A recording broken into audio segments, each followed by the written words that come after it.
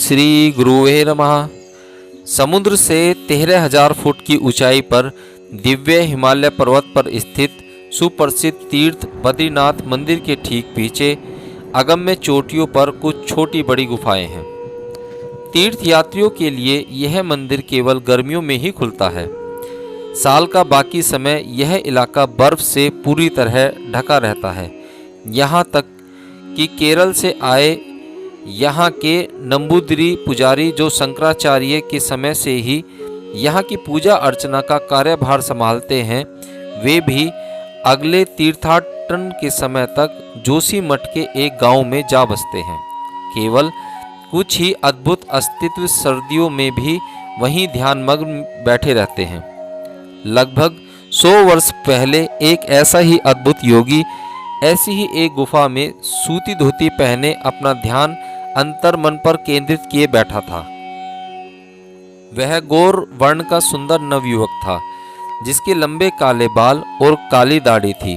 आंखें बंद किए अपनी आत्मा के समागम के आनंद से सरोबोर उसके चेहरे पर एक तृप्त मुस्कुराहट थी।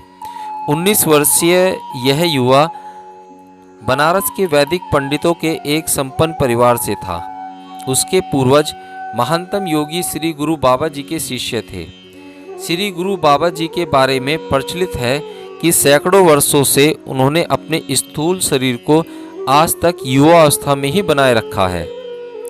इस युवा योगी के पिता भी बाबा जी के शिष्य थे और उन्होंने अपने पुत्र को 9 वर्ष की कच्ची आयु में ही बाबा जी को सौंप दिया था। तब से वह अपने गुरु के साथ ही हिमालय पर भ्रमण करता रहा, क्योंकि बाबा जी का कोई स्थायी आवास तो था ही नहीं। 1 वर्ष पहले ही 18 वर्ष की उम्र में उस युवा योगी को स्वतंत्र योगी की उपाधि दे दी गई थी। तब से वह युवा योगी केदार और बद्री की बर्फीली चोटियों पर अकेला भ्रमण करने लगा था।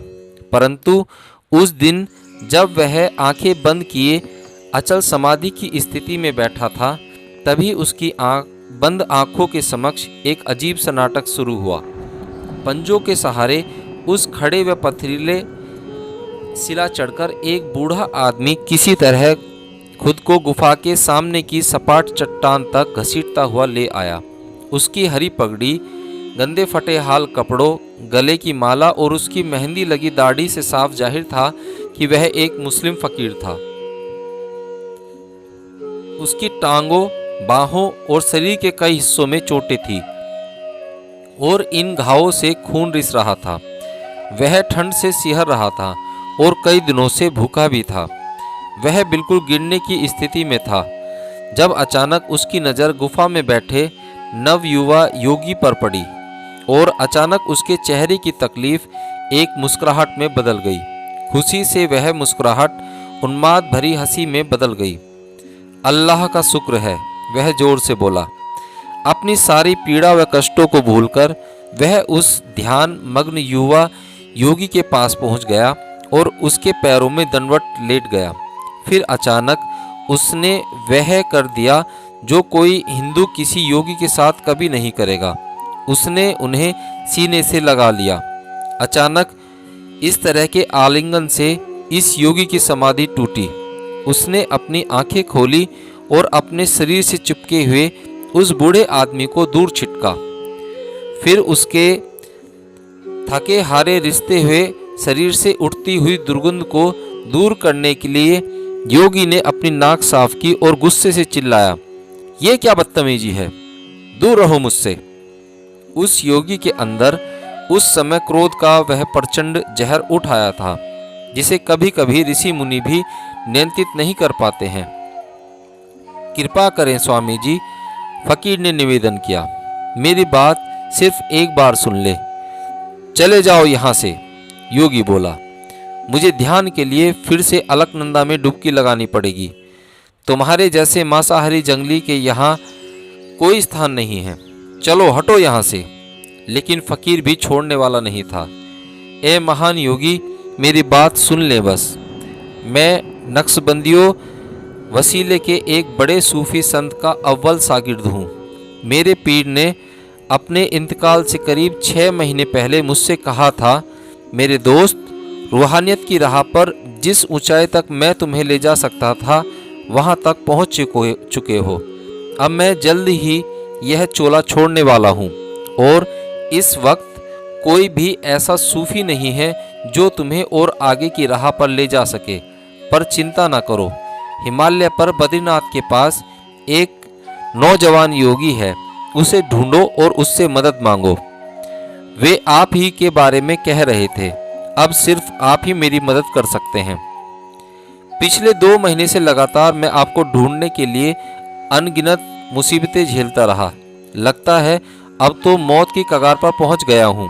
पर अगर आप मुझे अपना मुर्शीद कबूल फरमाएंगे तो मेरी रूह सुकून से परवाज कर पाएगी। आपसे इल्तिजा करता हूँ, मैं तुम्हारे पीर के बारे में कुछ नहीं जानता, मुझे ऐसा कोई निर्देश नहीं प्राप्त हुआ। मैं कोई गुरु नहीं हूँ और न ही मेरे कोई शिष्य हैं। वह युवा योगी बोला। वह अब भी क्रोध में था। अब मेरे रास्ते से हटो, मुझे स्नान करने में देरी हो रही है, मुझे वापस ध्यान में बैठना है। इतने अभद्र तरीके से तुमने उसे भंग जो कर दिया है, चलो जाओ। ठीक है हजरत, अगर यही आपकी आखिरी फैसला है तो फिर मेरे लिए इस जिंदगी के अब कोई मायने नहीं। मेरी जिंदगी का बस यही ख्वाब था जो टूट गया। इसी नदी में कूदकर मैं अपनी जान दे दूंगा।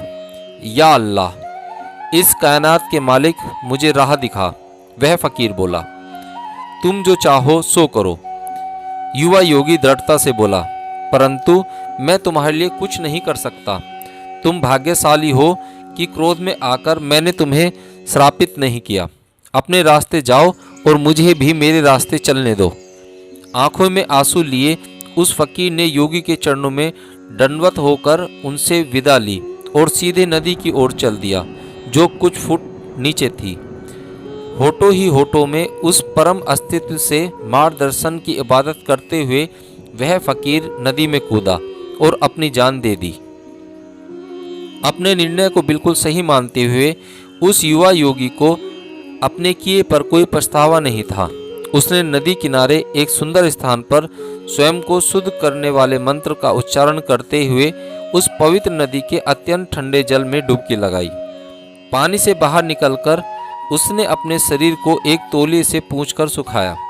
फिर एक चट्टान पर बैठकर उसने अपने शरीर और मन को शुद्ध करने के लिए उस पवित्र नदी का धन्यवाद दिया। वह अपनी गुफा में जाने के लिए सीढ़ियां चढ़ने ही जा रहा था कि उसने अपने गुरु की मधुर आवाज सुनी। मधु।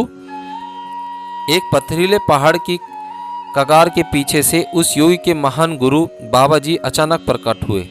ऐसा लगा जैसे सांझ का धुंधला आसमान उनकी तेजोमय उपस्थिति से अचानक प्रकाशमग्न हो गया। यूरोपीय लोग जैसे लंबे और गोरे कत्थई बालों वाले बाबा जी करीब 16 वर्ष के दिखते थे। उनके हष्ट-पुष्ट शरीर पर केवल एक धोती थी। उनके पांव नंगे थे और उनकी चाल में एक अद्भुत गरिमा थी। उनकी बड़ी बड़ी चिंतनशील आंखें उस युवा योगी मधु पर पड़ी और वे नम्रतापूर्वक बोले, यह तुमने क्या भयानक कार्य कर डाला बालक। उसी क्षण उस युवा योगी को अपने किए की गंभीरता का एहसास बिजली की तरह कौंध गया। बाबा जी, वह केवल इतना ही कह पाया और रोते हुए अपने गुरु के चरणों में लेट गया। स्वयं को संभालो बालक, चलो तुम्हारी गुफा की ओर चलते हैं। और वे तेजी से गुफा तक पहुंचकर आमने सामने बैठ गए। मैंने तुमसे हमेशा कहा है कि कहने से पहले सोचो, तुम क्या कहने जा रहे हो, किससे कहने जा रहे हो और किन परिस्थितियों में कह रहे हो। थोड़ा सा सब्र रख कर तुम्हें उसकी बात सुननी चाहिए थी कि वह कहना क्या चाहता है। क्या तुम किसी पवित्र व्यक्ति के बारे में उसके बाहरी वेश से अनुमान लगाओगे? जैसा मेरे परम शिष्य कबीर ने कहा, मयान को तलवार से ज़्यादा महत्व दोगे क्या? तुमने ईश्वर के उस परम भक्त को अत्यंत दुख दिया है। एक ही क्षण में तुमने न जाने कितने वर्षों के अपने जप तप के फल को नष्ट कर दिया। कई सौ वर्ष के घोर जप तप से 1 मिनट की दयालुता कहीं अधिक मूल्यवान होती है। तुम्हें इसकी क्षतिपूर्ति करनी ही होगी। तब तक उस युवा योगी ने स्वयं को संयमित कर लिया था और वह शांत हो गया था। वह बोला, आप जो भी उचित समझे उसे करने के लिए मैं तत्पर हूँ। उस फकीर की आध्यात्मिक आवश्यकताओं का ध्यान तो मैं रखूंगा, बाबा जी ने कहा, परंतु तुमने अपनी आध्यात्मिक उन्नति की राह को अपने अड़क्कमपन से अवरुद्ध कर दिया है। अतः अपने रास्ते पर वापस आने का एक ही उपाय है, तुम्हें उस फकीर के दर्द और तकलीफों को सहना होगा। खेचरी मुद्रा की अंतिम क्रिया करने की तैयारी करो और अपने प्राणों को आज्ञा चक्र से बाहर निकल जाने दो। उसके पश्चात तुम्हारी आत्मा को ऐसी परिस्थितियों में जन्म लेने की राह दिखाई जाएगी ताकि तुम उस बेचारे फकीर जैसी व्यथा भोगो। तुरंत करो यह कार्य। आपकी आज्ञा मेरे लिए सिरोधार्य है बाबा जी। मैं अभी इस कार्य को संपन्न करता हूँ, परंतु मेरी एक अंतिम इच्छा है। बोलो बालक, बाबा जी बोले। हाथों को प्रार्थना में जोड़े भावावेश से टूटती आवाज में वह युवा शिष्य बोला, बाबा जी, मैं आपको अपने संपूर्ण हृदय से प्रेम करता हूँ। मुझे आश्वासन दीजिए कि आप मुझे कभी नहीं छोड़ेंगे। कहिए कि आप हर समय मेरी निगरानी करेंगे और मुझे इस मायावी संसार में फंसने नहीं देंगे। प्रार्थना करता हूँ कि आप मुझे वापस अपने चरणों में शरण दें। बहुत ही कोमल करुणामय दृष्टि डालते हुए उस महान गुरु ने कहा, मैं वचन देता हूँ मेरे प्रिय शिष्य महेश्वरनाथ तुम्हें अगले जन्म में जल्द ही मिलेंगे। उसे तुम अभी नहीं जानते, वह तुम्हारे पथ प्रदर्शक होंगे। अपने अगले जन्म में किसी समय तुम उनसे भी मिलोगे और हम उसी प्रकार बातचीत करेंगे जैसे अभी कर रहे हैं। पर अब तुम जल्दी करो, यही सही समय है जाने का। सूर्यास्त हो चुका था और सुंदर रुपहला चंद्रमा बादलों के बीच से निकलकर उस दिव्य नाटक को देख रहा था जो धरती पर उस क्षण खेला जा रहा था। अश्रु भरी आंखों से उस युवा योगी ने एक बार फिर से अपने गुरु के चरणों में दंडवत प्रणाम किया। बाबा जी ने अपना दायां हाथ उसके सिर पर रखकर उसे आशीर्वाद दिया और उसी क्षण अंधेरे में विलीन हो गए। मधु अकेला रह गया। पद्मासन की मुद्रा में बैठकर उसने कुछ गहरी सांस ली और फिर खेचरी मुद्रा के साथ सांस लेना बंद कर दिया। दोनों आंखों के बीच ध्यान लगाकर उसने अपने शरीर को त्याग दिया। मेरे गुरु महेश्वरनाथ द्वारा बताई गई यह कहानी इस प्रकार समाप्त होती है। ये श्री एम का पिछले जन्म का जो शरीर था उसके बारे में उन्होंने इसमें बताया था और इसी के साथ ये वीडियो यहीं पर समाप्त होती है।